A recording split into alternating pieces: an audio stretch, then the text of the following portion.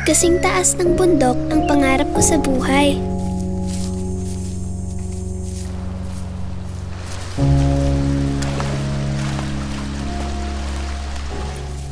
Ngunit dahil mahirap kami, alam kong hindi rin madaling akyatin ang pangarap ko.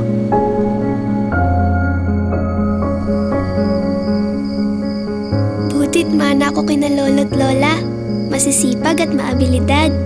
Bagay na gusto ko ring tularan ng mga kapatid ko. Kasi kami-kami na lang eh.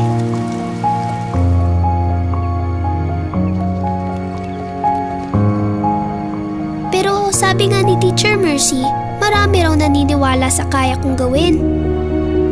Tulad ng mga classmate ko, na parang pamilya ko na rin. At kung mapagod man ako, andyan lagi mga kapatid ko.